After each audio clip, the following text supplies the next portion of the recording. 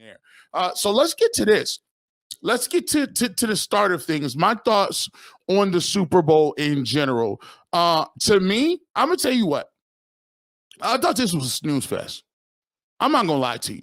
I thought this game was a little sloppy. I thought this game was a little disorganized. I thought the game, and trust me, I'm not one of those people that want to see a bunch of fly scoring, high wire acts. But even from terms of the way that they broadcasted the game and the way Tony Romo and Jim Nantz, which I usually like, they seemed a little disoriented too. Like Tony Romo was, he seemed to be, repeating himself a lot, and he's like, Jim, he's an all pro out there to keep going at him, and they're gonna call this play, and this one's for the Super Bowl. I've never been one to degrade the announcers to me, because at the end of the day, I'm in there to watch the game. But I thought that was a little lackluster. And I thought the offenses were disjointed. It wasn't like the defenses were trash or anything. They were stopping each other. A lot of fumbles on the ground and different things like that. And it really turned into, all right, well, let me just see what Taylor Swift. Now, mind you, I got on people about being on Taylor Swift before, right? I got on people about, like y'all mad they showing Taylor Swift. Now, I will say, Taylor Swift had a bunch of girls with her. Taylor Swift had a whole, like, when I see Nice Spice up there, I'm like, dang, man. She got a whole entourage. She got a whole family member up there. She got a lot of people up there. I didn't know who they was. But in general, my thoughts on the Super Bowl, and one of the things that I learned from this Super Bowl is this. I'm always trying to look at and see what happens, and I'm always trying to see how you go about getting better and whether or not there's something you can unlock from watching the Super Bowl against teams that you're going to eventually have to play. And Patrick Mahomes is another guy who right now has won 3 Super Bowls. And I said if he goes ahead and wins this Super Bowl, I'm calling him the Michael Jordan this thing.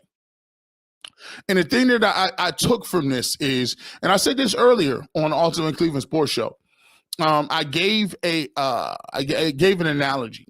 And my analogy is when you're playing against the Kansas City Chiefs, everybody comes into this game with some sort of a harness or some sort of parachute, and you think you're going after it. You think that you're trying your best to win these football games. And every single team I see watch play the Kansas City Chiefs, they seem to always vanish. They seem to always not play to win. They seem to always come up a little short.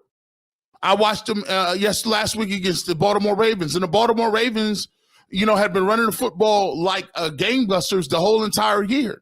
The Baltimore Ravens look like a team that was going to run the ball and nobody could stop them. They had played a certain style of football all year long, and then all of a sudden, you get to a point where now you play the Chiefs and you just stop throwing the ball. I mean, you start running the ball. You just start throwing the ball all over the park. Like Lamar Jackson was the second coming of Dan Marino. You go back and look at what Josh Allen and they were doing. Josh Allen gets down to into range, and it looks like they're going to go down and they're going to score a touchdown and put them out of their misery. No, they're down there kicking field goals. And you look at the San Francisco 49ers. Listen, you had the game. You were dominating for most of the game. You were getting fumbles. You was getting turnovers. You came out in the second half. You caused Patrick Mahomes to throw an interception. And then you look up. And with all the good stuff that you've been given, all of the great field position and all of the turnovers you've gotten, you look up midway in the third quarter and you're down 13-10. You're done. You're done. You're not doing anything. And this came up, and this was funny, man. And I'll give you this example here. And I said this before.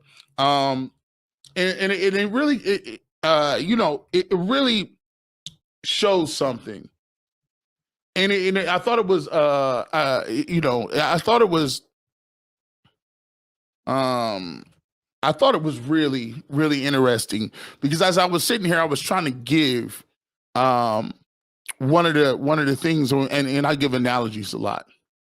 And do you remember in Batman in The Dark Knight Rises, right? Do you remember how Batman was in that pit, right?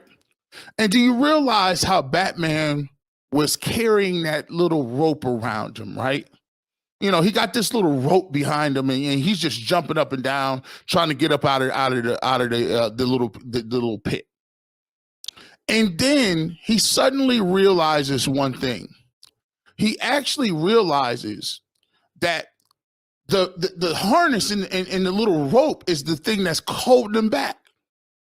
Because when he took the harness and the little rope off, he realized that was the thing, that main thing that was saving his life, because if he jumps and he misses, he wouldn't fall and die. However, he realized that the only way he could get out of that pit was if he went all the way in. He put all the money in the middle of the table. He got rid of everything, the harnesses, everything that was keeping him alive. And he realized, I got to gamble it all. I got to jump and make this jump without the rope.